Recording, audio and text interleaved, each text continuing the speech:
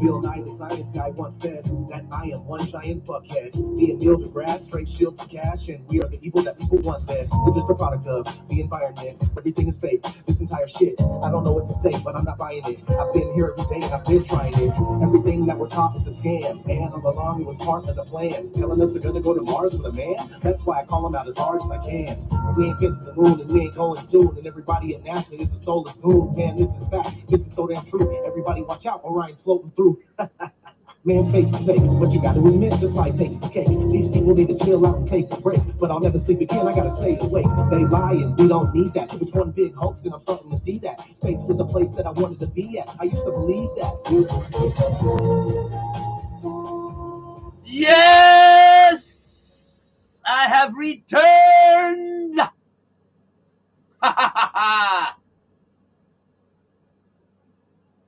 And today I will continue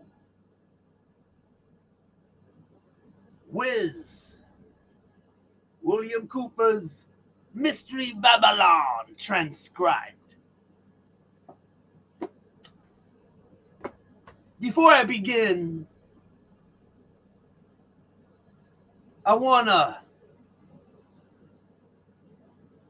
what they say, preface this stream. All over the world,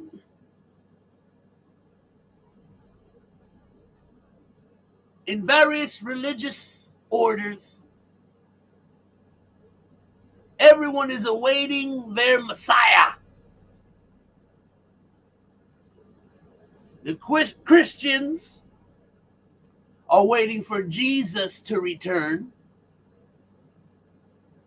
even though Jesus in the Bible said when people are expecting him to come back is when he won't come back.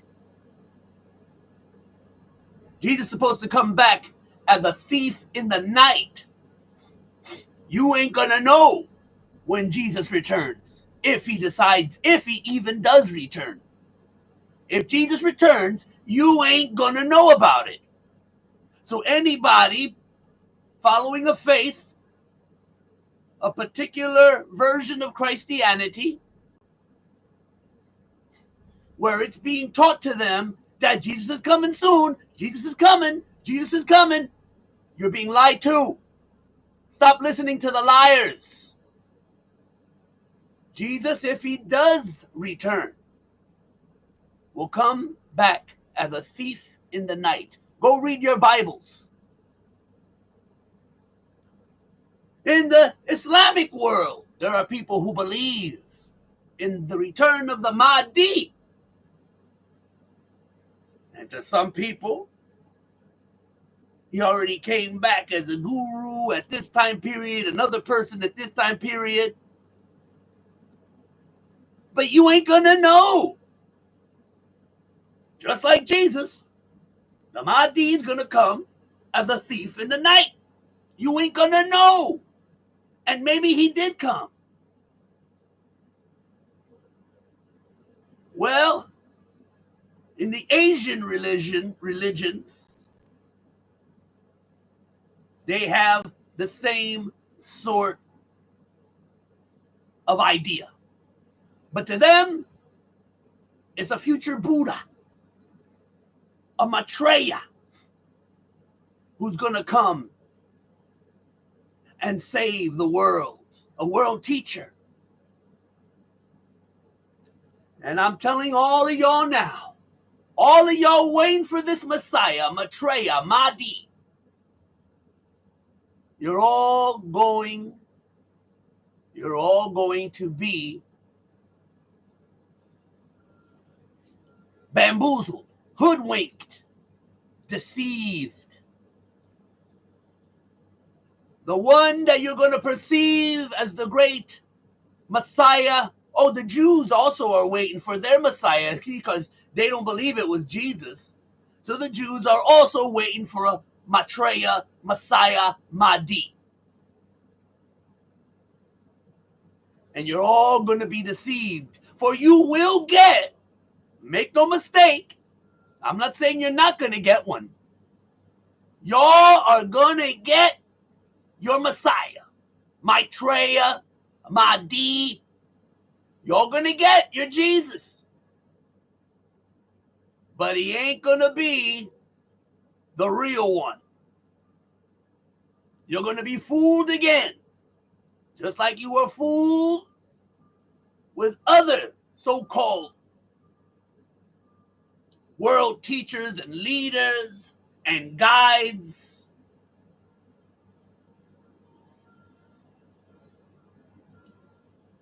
Let us begin.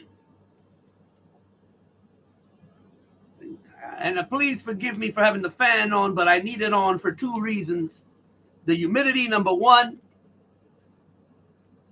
and all the goddamn construction noise that's going on outside. Maitreya! I'm William Cooper, and you're listening to the Hour of the Time. I'm not William Cooper, I'm Illuminati God reading what William Cooper said back in 1993 in his series, the Babylon series, Mystery Babylon series. So as always, if you get upset easily, if you get butthurt, if you get offended, if you're politically correct and cannot deal with another person's opinions, and these are not necessarily my opinions, I'm reading the author, William Cooper's opinion, get the fuck off this channel right now. Folks, something is wrong in America. No doubt about it. There's a new religion appearing. Many of you call it the New Age religion. Oh my goodness. Oh my goodness. Always forget reading glasses. What the hell? Why is it so dirty?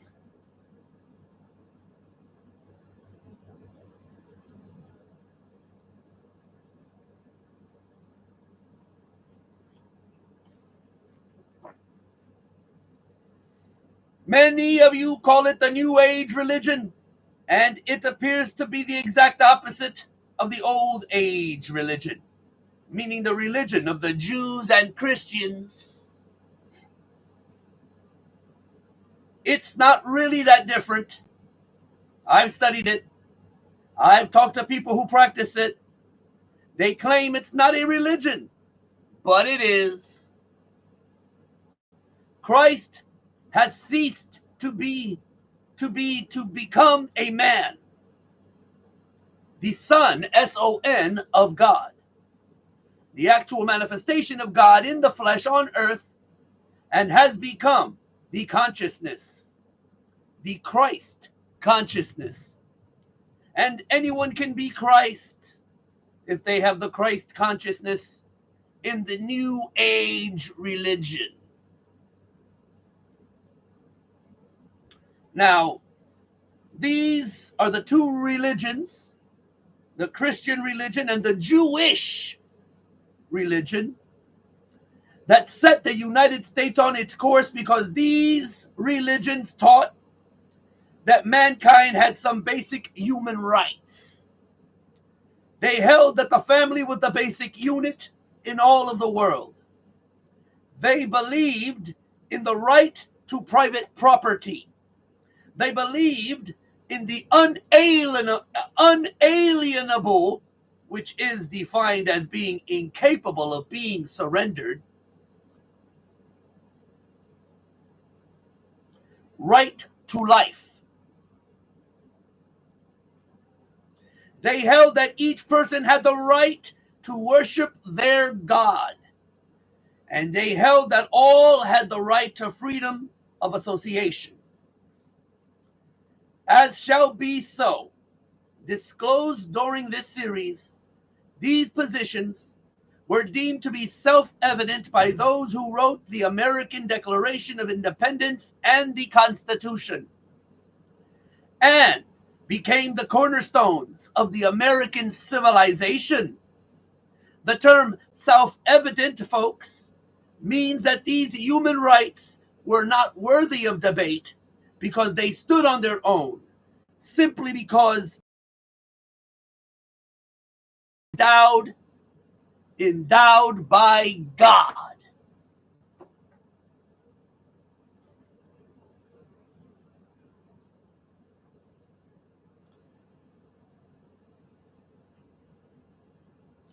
Yet, folks, today these cornerstones of American life are no longer self-evident to many. They are being publicly discussed. People and organizations are now debating whether an individual has the basic rights to life, liberty, and property. There's a great danger in this. Friedrich Wilhelm Nietzsche. Oh, you don't know who Nietzsche is? You went off to go see that Superman movie, the new one, directed by the crypto Jew, James Gunn, and you have no idea who came up with the idea of Superman? It was this man right here, the one I just mentioned, Friedrich Wilhelm Nietzsche. Go find out who Nietzsche is. You went to see the movie. Find out where this concept of Superman came from.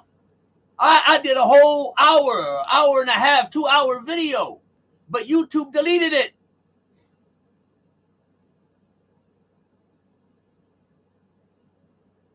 Talking about Nietzsche. Guess what else Nietzsche inspired along with Superman? Guess who else he inspired? Hitler!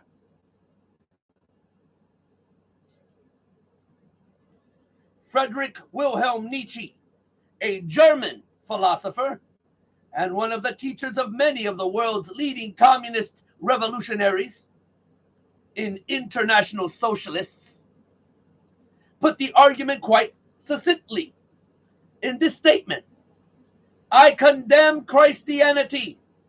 I raise against the Christian church the most terrible of all accusations that any accuser uttered. That is to me the highest conceivable corruption. Remember, the priests, the initiates of the mystery schools, believe that Christianity is a corruption of the mysteries, the worship of Lucifer, represented by the sun, S-U-N, the light, Osiris. Tex Mars, an author who has written in opposition to the New Age, wrote this about their hatred of the Christians. The New Age believers told,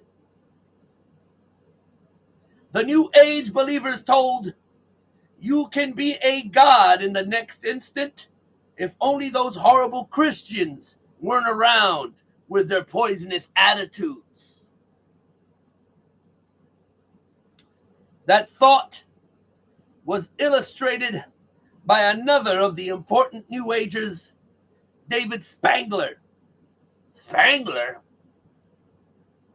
who wrote this in his book entitled Reflections on the Christ.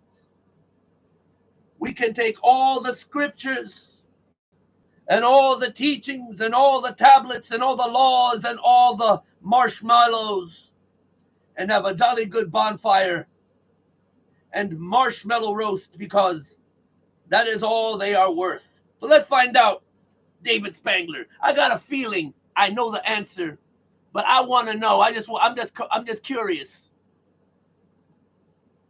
David Spangler. I'm just curious about David Spangler. He's still alive, apparently.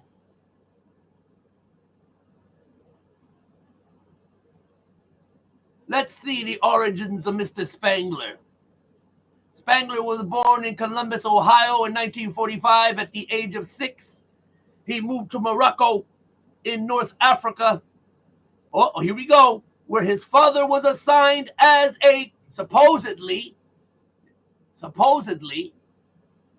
where his father was assigned as a counterintelligence agent for the U.S. Army Intelligence. He lived there for 6 years, returning to the United States when he was 12 in 1957. He attended Deerfield Academy in Massachusetts, which was considered a Protestant school. His time at Deerfield was interrupted when his family moved to Phoenix, Arizona, where he graduated from high school. He attended Arizona State University, where he was working for a Bachelor of Science degree in biochemistry, but continued to pursue other subjects of interest.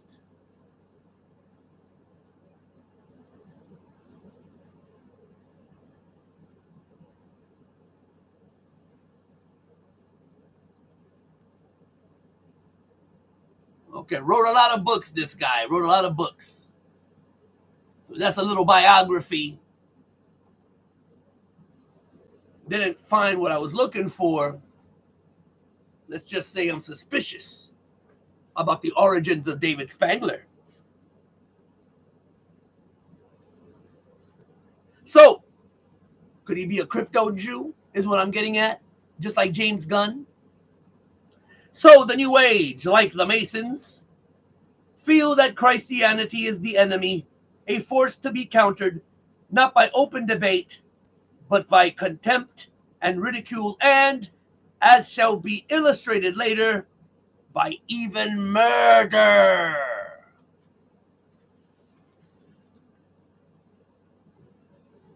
You guys better be ready. Ha ha ha, you better be ready.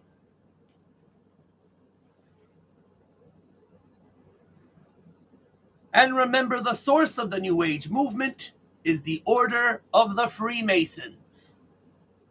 Other parties wish to join the debate. In 1911, you heard it right, 1911, this is how long, this is so old. This plan that they're carrying out is so old, even older than 1911. In 1911, the Socialist Party of Great Britain, the British Israel bastards, published a pamphlet entitled Socialism and Religion, in which they placed their position about religion into the arena. It is therefore a profound truth that socialism is the natural enemy of religion. A Christian socialist is in fact an anti-socialist. Christianity is the antithesis of socialism. Now, I'm a change a couple of things, right? That's from 1911, from British Israel, known as England, okay? But I'm gonna change it a little. So you can see and compare.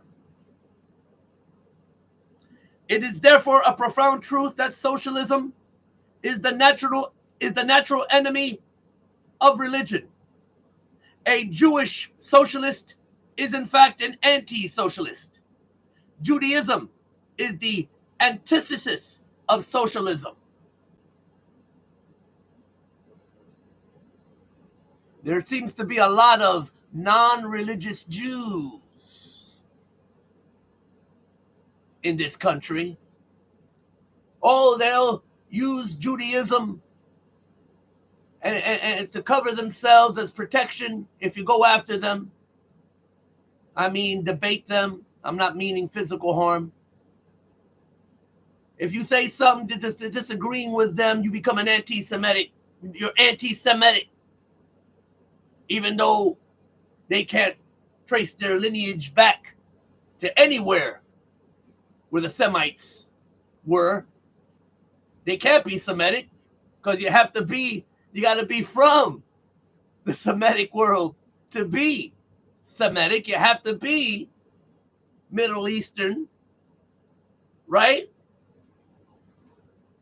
These people, but no, but they're not they're not practicing Judaism religiously. They're non-religious, but somehow they still Jews.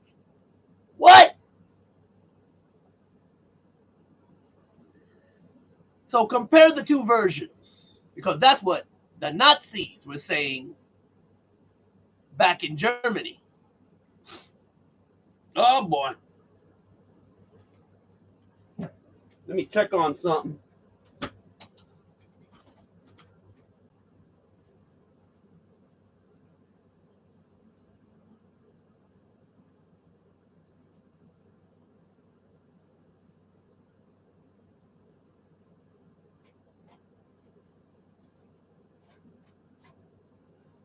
False alarm, false alarm.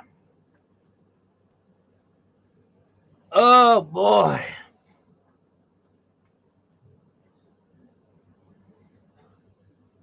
Back in the day, back in the what? Back in the late 20s, 30s, it was the Jews. And now I guess since they eliminated so many, they're going after the Christians now.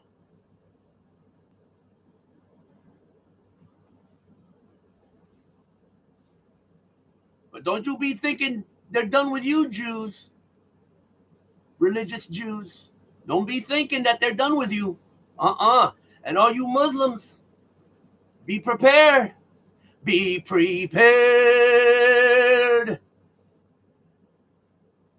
So the socialist, the New Ager, and the Mason have declared war on the Christians.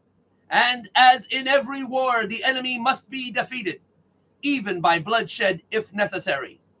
This war has deep roots in history, and I will cover those roots so that you will understand it perfectly where this came from. This war is no different. Bloodshed is anticipated by all parties in the battle. Laveddy Lafferty and Bud Hollowell, two New Agers, started the discussion about how their religion sanctions the use of violence against the Christian community. You better listen up. They wrote the following in their book entitled The Eternal Dance. This is a time of opportunity for those who will take it, apparently meaning the New Agers, the initiates of the mystery religions, socialists. For others, apparently the Christians, if the earth is unsuitable for them, if they will not accept the New Age religion, they will go on to other worlds. And they don't mean they're going to send you to Mars.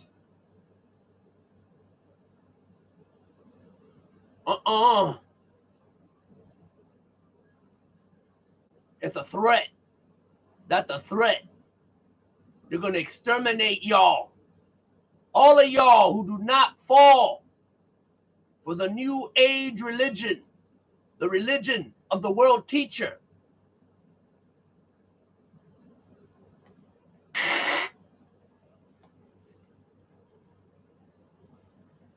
Which simply means they will be exterminated. You better listen to me, folks. I am a messenger, and my message is unmistakable, and it had better not fall upon deaf ears, for those deaf ears will be rendered dead in the coming New World Order. Another New Age spokesman, Maharishi Mahesh Yogi, the guru, sought out by the rock and roll group known as the Beatles and others, has been quoted as saying, "There has not been and there will not be a place for the unfit. The fit will lead, and if the unfit are not coming along, if they will not accept the New Age religion, there is no place for them. In the age of enlightenment, there is no place for ignorant people. Non-existence of the unfit has been the law of nature. Another example of New Age thinking on this vital issue came from a pamphlet available in a bookstore selling New Age material. It was published by something called the Guardian Actions publication of New Mexico, and it was entitled Cosmic Countdown. This pamphlet alleged that it had received these thoughts from something called higher intelligence, and it directed its attention to the hunger/disease problem in the third world.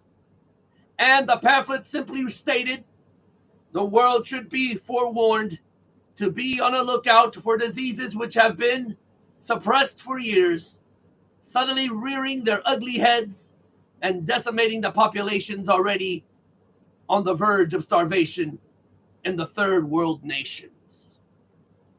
Although these people will eventually be replaced by the new root race, about to make its appearance in a newly cleansed world, nevertheless, for the moment, this is a tragedy. You see, they have made incredible admissions, but none of you are looking, none of you are reading, none of you are absorbing. In fact, most of you are so stupid that you think that the only thing you should read is what you personally believe or agree with. And that's a fucking fact. How can you exist in this world ignorant of the opinions and the writings and the thoughts of everyone else, including your enemies? The words reveal an incredible scenario. You see, these people in the third world nations are going to be entirely replaced by what they call a new root race. That eventually will not be a tragedy. That eventually will not be a tragedy. The tragedy is that these people are dying now due to starvation and disease. But when they die later, or they're all gone, and they're replaced by the new root race, that won't be a tragedy. The concept that a new race of people will inhabit the world in the New Age millennium has been expressed by other believers in the religion. Ruth Montgomery, previously mentioned, has written about that change. Those who survive the shift will be a different type of people from those in physical form today, freed from strife and hatred, longing to be of service to the whole of mankind. The souls who helped to bring on the chaos of the present century, apparently the Christians and the Jews, will have passed into spirit to rethink their attitudes. And how do you think you're going to pass into spirit? What is this bitch saying? You better read between the lies.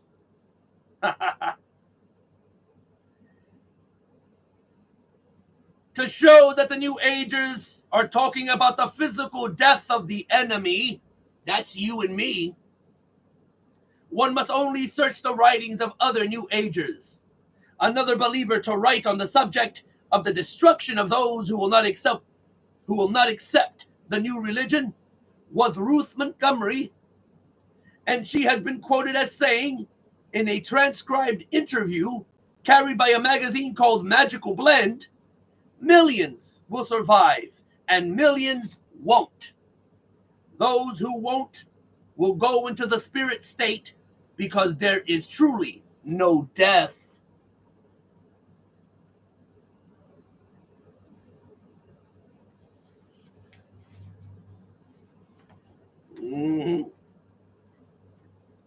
They're gonna use zombies, and I'm not talking about the phony fake zombies from the movies and TV shows.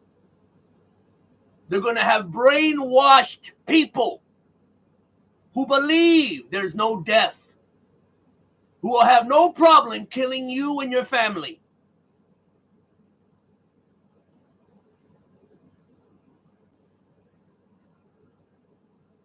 How these people are going to be brainwashed through the religion. Go study the Charles Manson cult. Go study Jim Jones. And I'm not talking about the goddamn rapper. Study Hitler.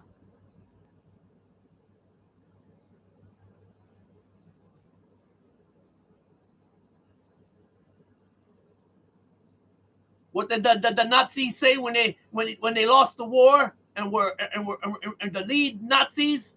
What they say? What did they tell what did they tell the courts? We were just following orders. It's not our fault. We were following orders. Isn't that what the soldiers of this country do?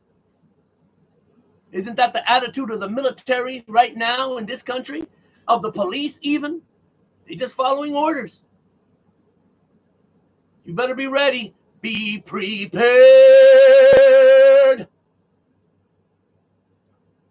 Estimates of the number to perish have been made by some New Agers. Oh, they even know already how many of you are going to die.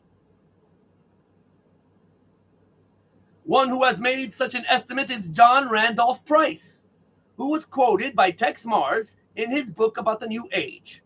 And he said that John Randolph Price was told by his spirit guide, that's right, y'all. That's right. These men and women that practice the New Age, a lot of them have spirit guides that are telling them, go kill these people. See, that's gonna be their excuse when they get caught and they're in court.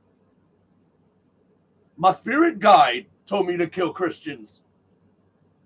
I'm telling you, and it's happening. It's happening already. John Randolph Price was told by his spirit guide that up to 2.5 billion. Let me repeat that. John Randolph Price was told by his spirit guide that up to 2.5 billion might perish in the coming chaos. Woo! And that's everybody who doesn't, that's everybody who goes against the New Age religion of the Freemasons.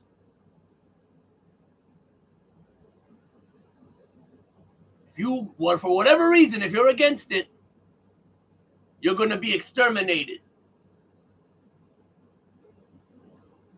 And we already know that the global, oh, pardon myself, and we already know that the goal of the plan called Global 2000 is to deplete the population by 2 billion people by the year 2000. And you thought all these wars, all these attacks, all this violence, all this crime, you thought that all this was coincidental. It's not orchestrated. It's not planned. It's not organized. You better think again. Everything transpiring today is happening for a reason and on purpose. Just because you don't want to believe it, just because you're so weak that you can't really comprehend or believe that your leaders are killing you on purpose, you're weak, politically correct. You're just like the victims of the Holocaust. No, the Nazis are just going to move us away. They're not going to kill us.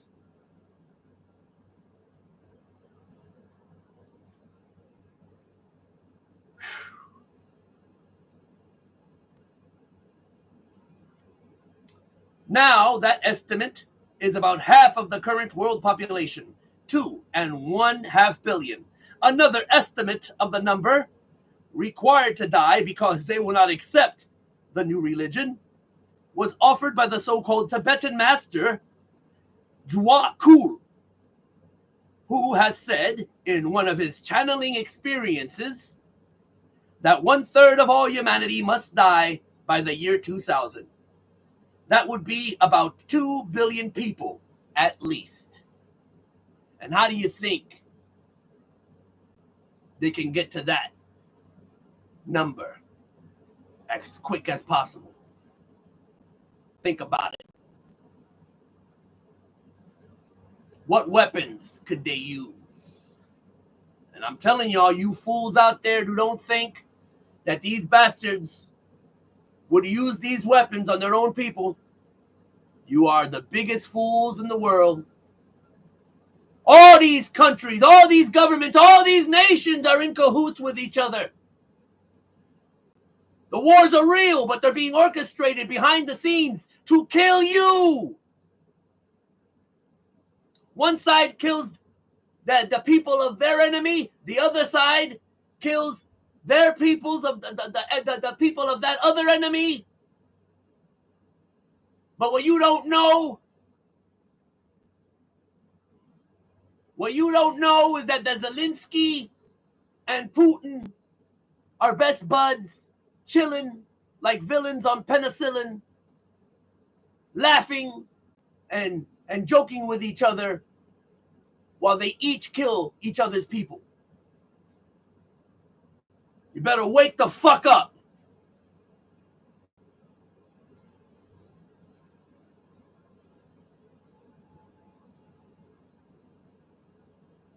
Channeling is one of the strange activities occurring inside the New Age religion. I have witnessed this, and I could tell you most channelers are just fraudulent con artists who are taking the money of those who pay to hear this channeling from dead spirits or ancient teachers or other world spirits. Some of the believers claim that they have the ability to call forth the deceased spirit of someone who lived many years before. Quite often, these spirits claim to be the ascended masters, those who have gone on to discover the eternal truth of all creation. Sounds a lot like Star Wars, doesn't it? When Obi-Wan or Yoda come back in spirit form. Huh? What?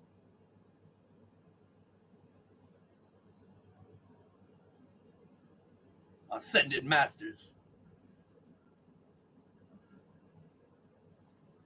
One such believer who claimed to be in touch with a master was Alice Bailey, previously mentioned.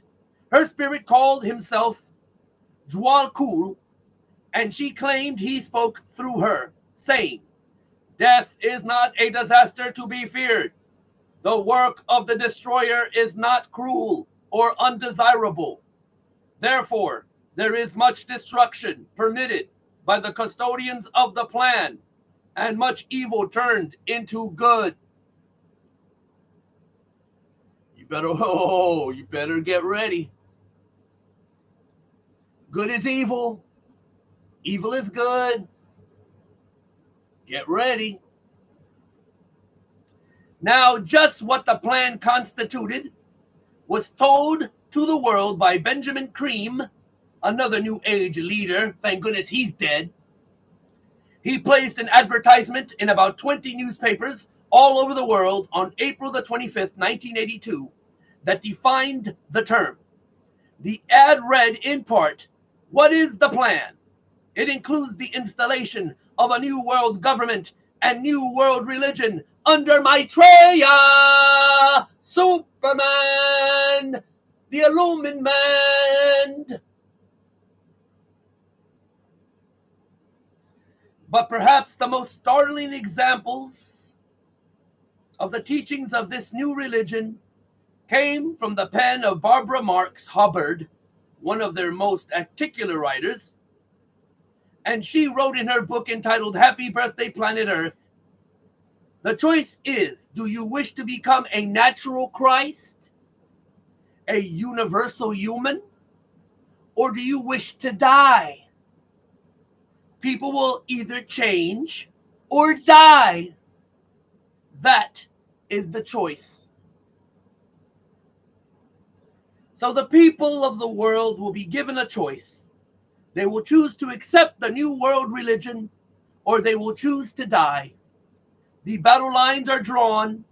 Choices will have to be made. I have made my choice. What is yours? And that's Bill Cooper talking. Now I'm going to talk. I've made my choice. And I'm not supporting any of y'all.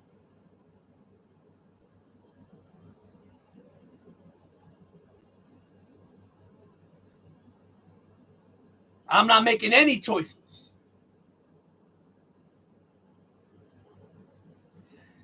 Some of the leading socialists of the past have chosen, or have shown, that they too have chosen upsides.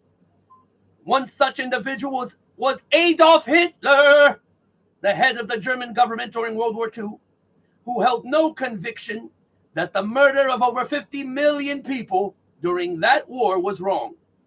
He considered himself to be an agent of the unseen God in reducing the population of the people that he held to be undesirable. He wrote, I have the right to exterminate millions of individuals of inferior races, which multiply like vermin.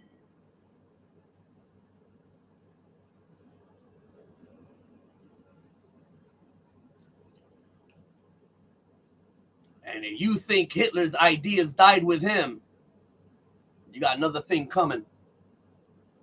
And he did what he considered acceptable inside his religion.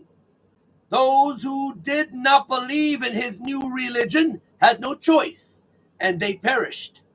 The evidence that Adolf Hitler was a New Ager will be presented later in this series. Another of the leading spokesman for the socialist position was George Bernard Shaw, a well-known writer of his day. He wrote a book entitled The Intelligent Woman's Guide to Socialism, in which he stated, I also made it quite clear that socialism means equality of income or nothing. And under socialism, you would not be allowed to be poor. Ha ha ha ha ha!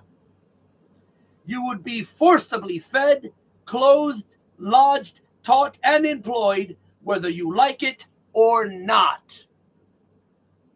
Whether you are useful or not.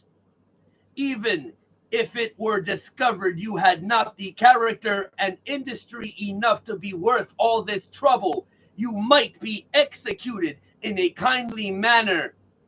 But whilst you were permitted to live, you would have to live well. Socialism is the greatest perversion, deception, and lie that has ever existed on the face of this earth, and has brought nothing but misery, death, poverty to people who have been subjected to its cruelties. And now, let me take a break. Woo-wee!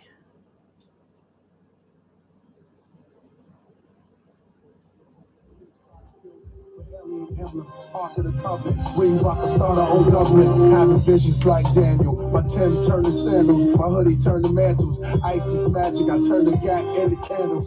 Solar system, yoga positions. A shaman, see galaxies with rhyming. Peace Rim Cooper, revealing the future in the coals of our soul. Deep in the medulla, our minds are diamond.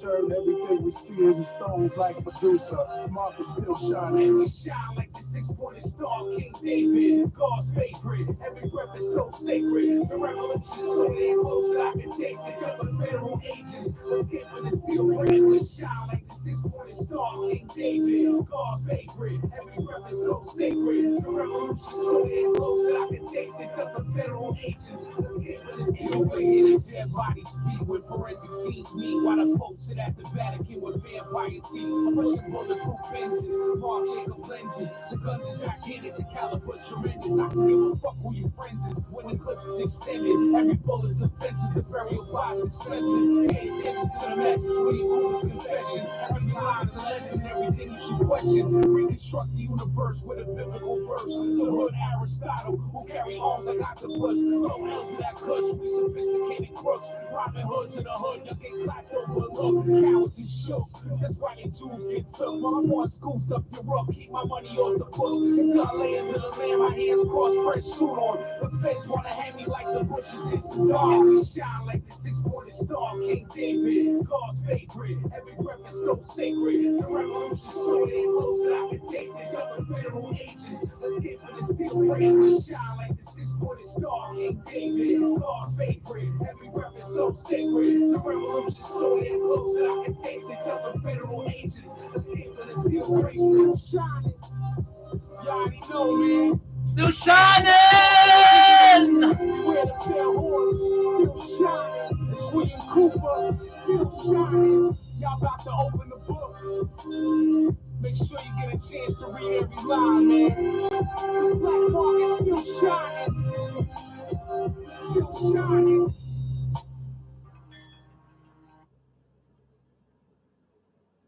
We still shining. We still shining. Shining the light of truth. You few who are watching these streams are very lucky few.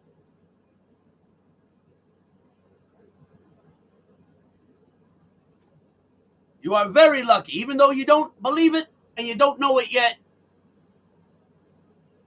You will have an edge over your enemy. The Masonic writer Albert Pike placed the Masonic order into the discussion when he wrote this in his book, Morals and Dogma. It is not true to say that one man, however little, must not be sacrificed to another, however great, to a majority or to all men.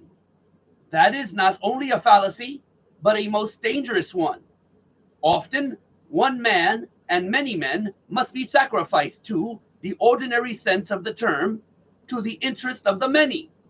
The interest and even the life of one man must often be sacrificed to the interest and welfare of his country.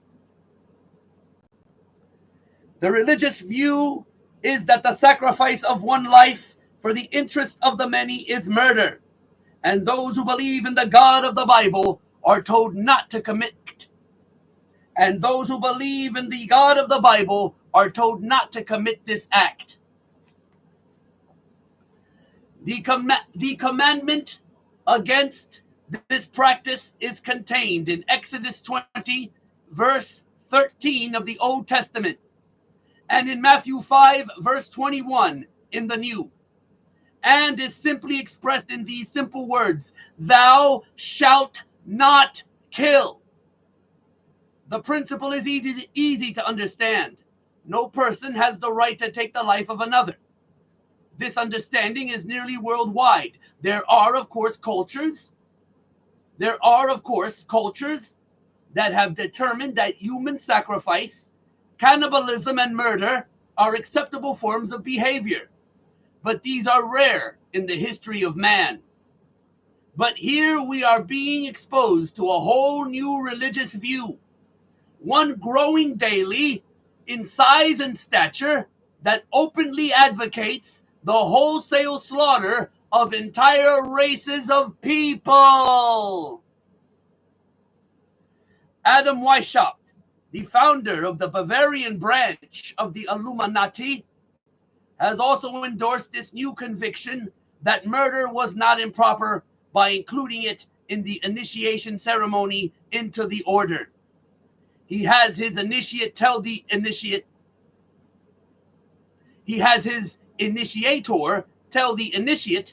behold our secret. If in order to destroy all Christianity, all religion, we have pretended to have the sole true religion, remember that the end justifies the means, and that the wise ought to take all the means to do good, which the wicked take to do evil. They see themselves as the good guys. They see themselves, they're so brainwashed and depraved and sick and mentally disturbed. They see themselves as the good guys. and they commit this evil. The initiate was told that he may use whatever means, murder included, to achieve the goals of the association that he was joining, and that the major goal of the Illuminati was the destruction of all religion, including Christianity. That meant that if Christians physically stood in the way, they would be removed by simply murdering them, murdering them, murdering them.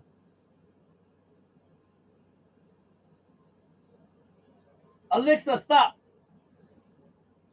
Weishaupt even went so far as to say that anyone not willing to take the life of another was unfit to join the Illuminati.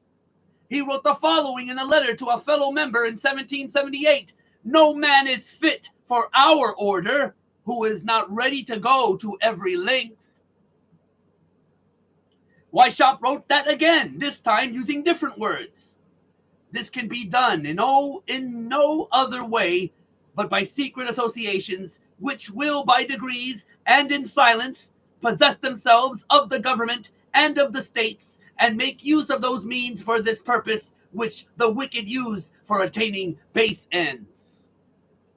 Now, Weishaupt, folks, was aware of the enormous power of government, and he desired its power for his members. He committed his organization to its infiltration. Then he committed it to unspeakable purposes, anything that would further the goal of the Illuminati. He even went on to grant permission to his members to distort the truth by lying if it would further their goals. He wrote this: there must not a single purpose ever come in sight that may betray our aims against religion and the state. One must speak sometimes one way and sometimes another, but so as never to contradict ourselves, and so that, with respect to our true way of thinking, we may be impenetrable. And you wonder why politicians continually lie, continually break their promises, and no matter who you elect, Republican or Democrat, it doesn't make any difference. Perhaps a perfect example of an oath that these initiates take somewhere along the road to the pinnacle inside the secret society was given in a book written by George Orwell entitled 1984. Mr. Orwell has an initiate into a secret society called the Brotherhood in his story asked these questions. Are you prepared to give your life? Are you prepared to commit murder? Are you prepared to commit acts of sabotage which may cause the death of hundreds of innocent people? Are you prepared to betray your country to foreign powers? Are you prepared to cheat, to forge, to blackmail, to corrupt the minds of children, to distribute habit-forming drugs, to encourage prostitution, to disseminate venereal diseases, to do anything which is likely to cause demoralization and weaken the power of the people? Are you prepared to commit suicide if and when we order you to do so? To do so. This, folks, is an example of the philosophy that the ends justify the means. The initiate should do as he was required, he or she, as long as the act benefited the brotherhood. There is no morality under such an oath. So murder of the unfit, those unwilling to adopt the new religion, will be acceptable. And those who do the annihilating are to feel no remorse. In the view of the New Age religion, the murderers have served mankind well. But this callous disregard for the right to life of every human on the face of the earth has been predicted before. In the New Testament, John was moved to write in John chapter 16, verse 2, "Yea, the time cometh that whosoever killeth you will think he doth God's service. The New World Order, ladies and gentlemen, will sail in on a sea of blood. We have to take a short break, folks. Don't go away. I'll be right back after this short pause.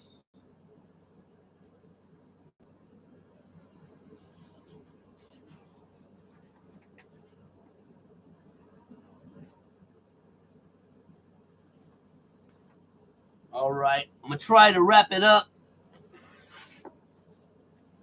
within the time frame. Let me take some more water. Oh my goodness.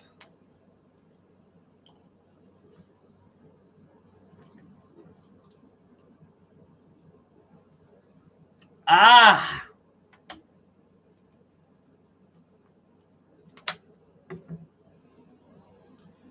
The New Age religion, folks, is going to have a worldwide leader, a charismatic political and religious leader they call Lord Maitreya,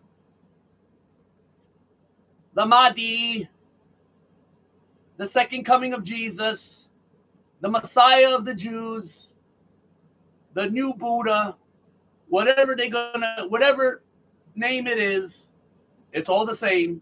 So don't get it twisted, don't get confused. At least so far, that's who they call him, or that's what they call him. This individual, as far as I know, has not made his public appearance yet, but the New Agers claim that he is on the earth at the present time. They claim that he came to live with the Asian community in East London, England, in July 1977 by descending from his ancient retreat in the Himalaya mountains along the border of India and Tibet. They further believe that his imminent reemergence into full public view is assured. They also claim that this individual is the one that the Christians call Christ, the Jews call the Messiah, the Buddhists call the fifth Buddha, the Hindus call the Krishna, and the Muslims call the Imam Mahdi. In other words, all of the major religions of the world are awaiting the arrival of this one individual. It is their claim that this one individual, now living in London, is the one expected by all of these religions. However, when we search London with a fine-toothed comb, we can find no trace of any living individual named Maitreya, or fitting this description, or recognized as this religious leader. Isn't that strange? And they say he is on the earth now, patiently waiting for the appointed time to reveal his existence to the peoples of the world. They say that he will apparently assume the leadership of all these religions.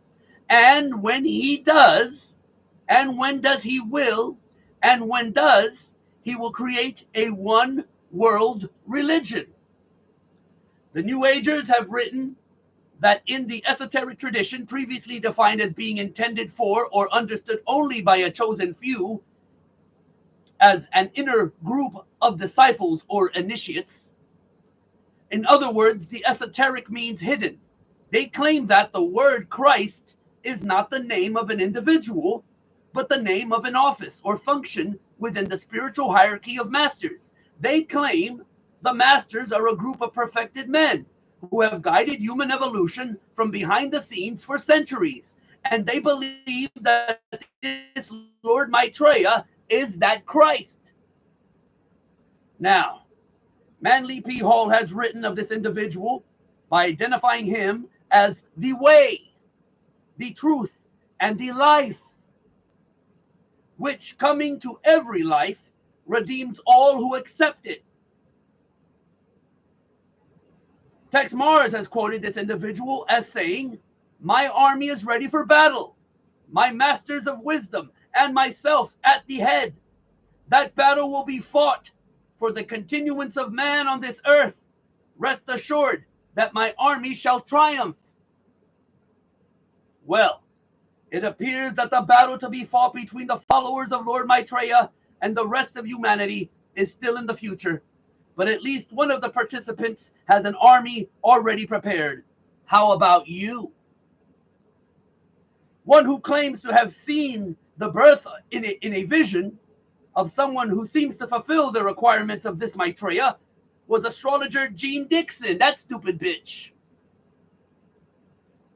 Her major claim to being a prophet is her prediction, reportedly made before the event of the assassination of John Kennedy in 1963. However, her credentials were dealt a serious blow in 1968 when she also prophesied that the Soviet Union would be the first to put a man on the moon. Another of her prophecies was that the Republican Party would be victorious in 1968, and it was with the election of Richard Nixon, a Republican. But she also predicted that with the following decade, 1970 through 1979, the two-party system as we know it will vanish from the American scene. Further predicted that Richard M. Nixon had excellent vibrations for the good of America and would serve the country well.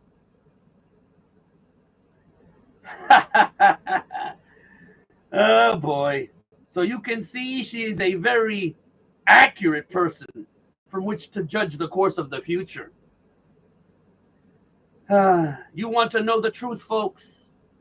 I am the most accurate prophet of future events in history. In history. All right, let's continue. Those that question her inability to correctly predict that America, not the Soviet Union, would become the first to place a man on the moon. Let me read that again. Those that question her inability to correctly predict that America, not the Soviet Union, would become the first to place a man on the moon, and that the two-party system has not vanished from the scene, and that President Nixon apparently did not have good vibrations for this nation and would later be removed from office by the event commonly referred to as Watergate, can only presume that she must have been given inside information about the assassination of President Kennedy, and that would account for her knowing, at least in that event, the true future. But let me just pause here. In modern times, recently, within the recent years, there has been the revelation that America did not go to the moon that first time. That it was actually filmed in Nevada. That it was faked. Moon landing.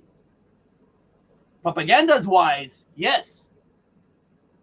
They proclaimed to be on the moon before the Soviet Union. But if the conspiracy is true, that the first moon landing was faked, then Jean Dixon told the truth, right? Maybe she was being sarcastic. Secondly, one can only wonder why this non-prophet should be listened to about anything after her appalling record on prophecies, but there is reason to believe that she might have been asked to write an account of this vision of the important birth by the New Age religion because they wanted the official imprimatur of someone commonly referred to as a prophet.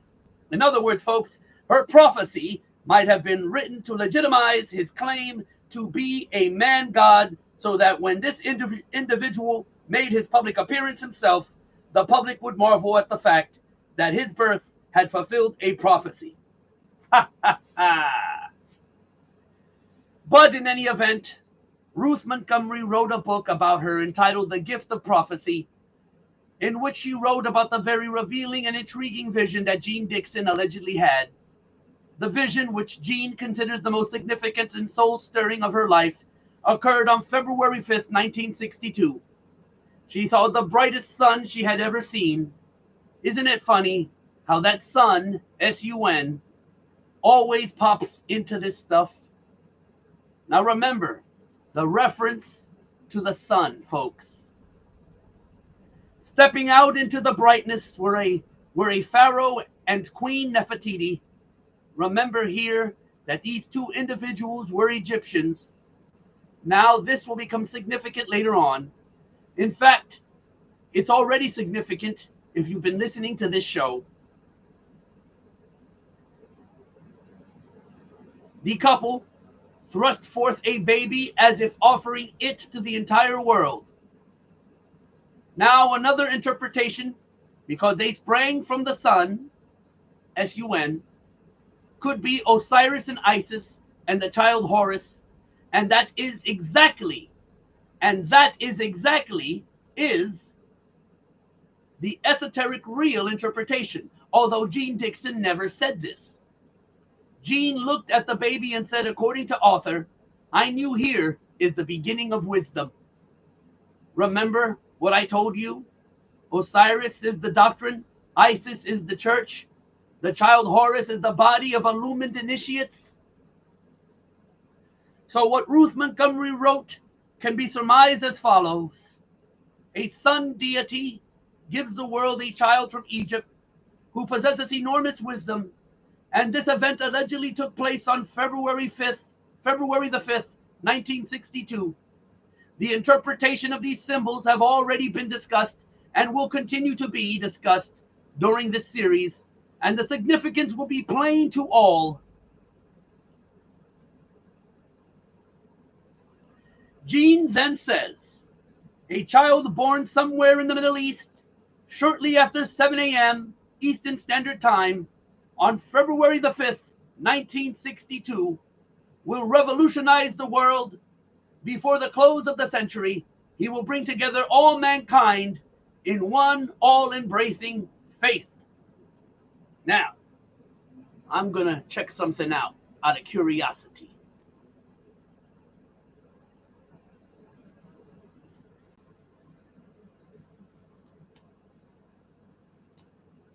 Oh.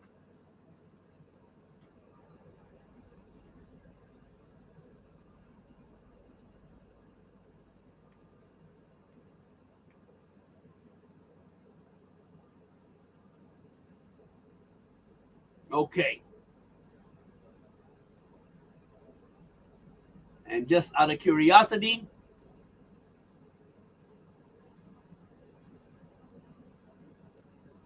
Obama.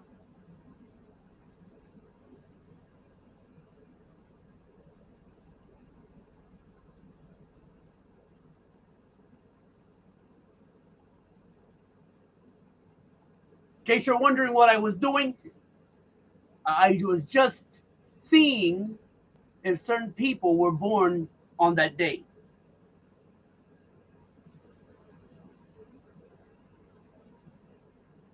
Mankind will begin to feel the great force of this man in the early 1980s, and during the subsequent 10 years, the world as we know it will be reshaped into one without wars and suffering. His power will grow greatly until 1999, and then this year is extremely significant as will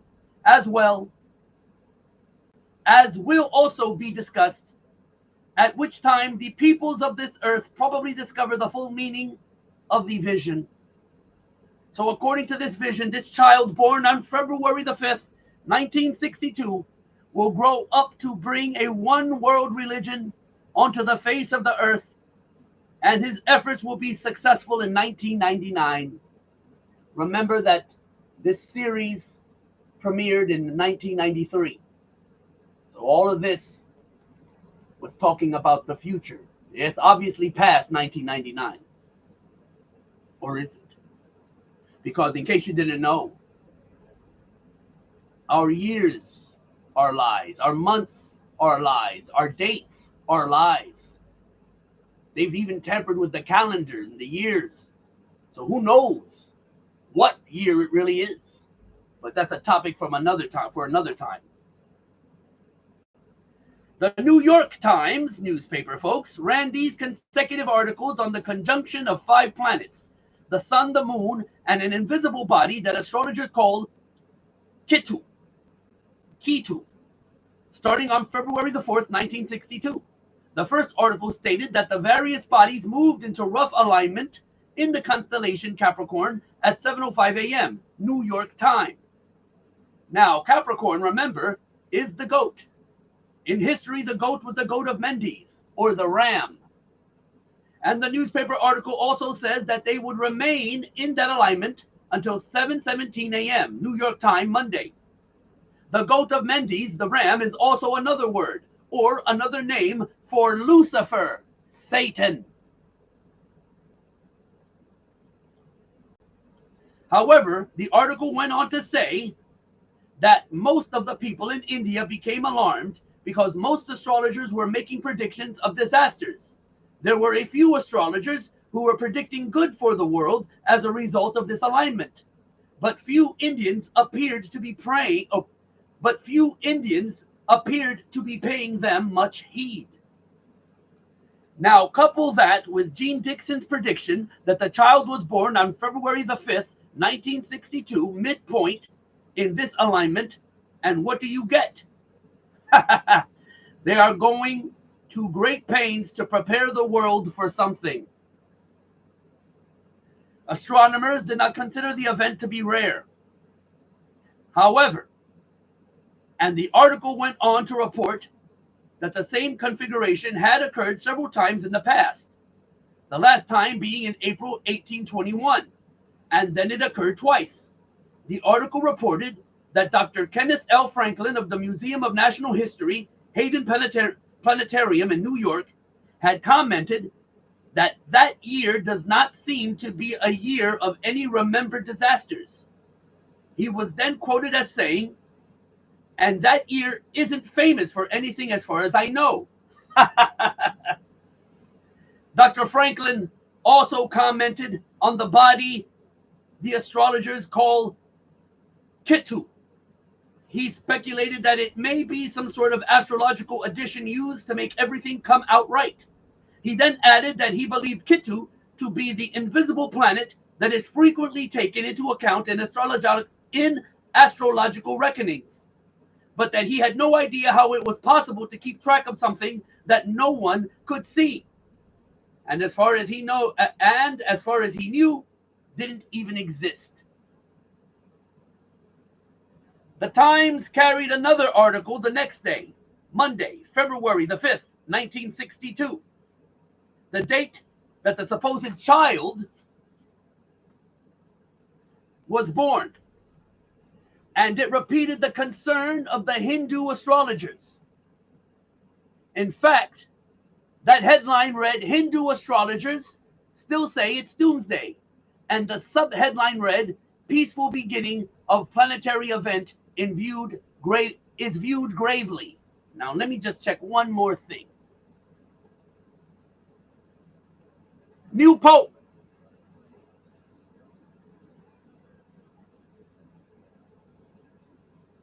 When was he born?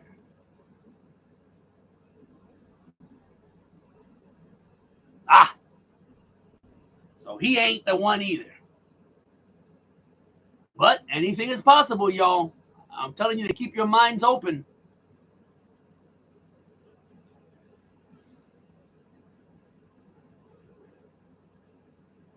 Now, the third article in the series ran on Tuesday, February the 6th, 1962, and carried the headline, "Doomsday in India Uneventful."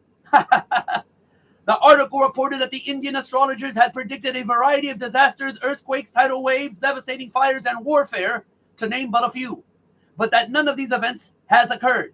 Furthermore, the article reported that Hindu priests had claimed that the reason that nothing had happened was because their prayers to their God had been answered. How convenient. But folks, none of these three articles mentioned the birth of anyone on these 3 days. Furthermore, none but a few astrologers had believed that something good was going to happen, and that only a few in India had even listened to them. Only Gene Dixon, another astrologer, had seen a vision of something beneficial. In this case, a birth of a baby full of wisdom at about the midpoint of the 3-day affair. One can only wonder if, once again, she missed the mark and was involved in another error, or if she was intentionally made to to set up the world to welcome someone named Lord Maitreya. In any event, these people claim that the Lord Maitreya will appear shortly to the entire world and start everyone off on a road to a one world religion. Helena Petrovna Blavatsky, in her book entitled The Secret Doctrine, called him the Dragon of Wisdom. So it appears that the one call that Jean Dixon made that appears to match other comments is her statement that the baby she saw in her vision was full of wisdom. If the baby she claimed to have seen in her vision was Lord Maitreya, then she was right, because others have claimed that Lord Maitreya is full of wisdom. However, there is still reason to believe that she was given inside information by some New Agers that wanted to have this Lord Maitreya's birth prophesied, so that when he did surface, the New Agers could claim that his birth had been a fulfilled prophecy. So the world awaits the visible appearance of Lord Maitreya. Ladies and gentlemen, dear listeners, so that you would realize that I'm not making any of this up, I took last night's program and tonight's program verbatim from the introduction all the way through chapter 3 from a book entitled The New World Order by my good friend A. Ralph Epperson. Again, the title of the book is The New World Order by A. Ralph Epperson, and you can order that book in any good bookstore. If you can't find it in your area, contact us and we will make arrangements with Mr. Epperson to be able to furnish that book to you if you would like to purchase it. I also recommend you purchase my book, Behold a Pale Horse. It's a handbook for what is going to happen in the upcoming years, especially in this country. And without it, you will be crippled. Folks, we are nearing the end of the road of civilization as we know it, unless we wake up, unless we take control and make sure the future is what we want it to be. And one of the things we must do now immediately is to stop fighting amongst each other. Stop fighting the man who doesn't look like you, or the woman who doesn't look like you, the people who have a different skin color than you do. We must learn to live together, and it's nobody else's business what somebody else's religion is. It doesn't hurt us. It doesn't hurt us if they want to practice their religion, as long as they are not hurting us in the process. So why go to war with them? We are all brothers and sisters in this world, no matter who we are. Let's learn to live together and love each other. Good night, and God bless each and every one of you.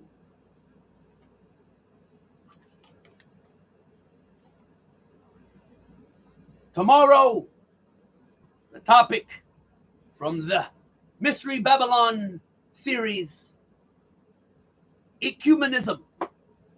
I hope I said it right. Those of you watching, so you can be prepared for it, go research ecumenism. Find out what it's about. So that way, you'll be ready. All right, y'all.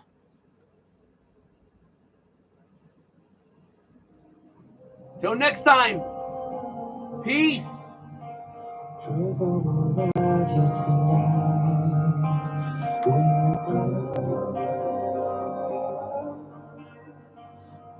all ashes we rise.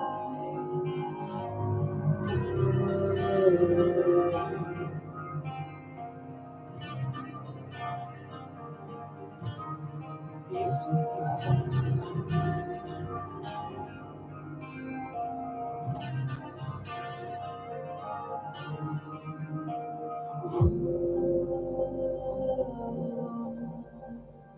Pray from all life you tonight.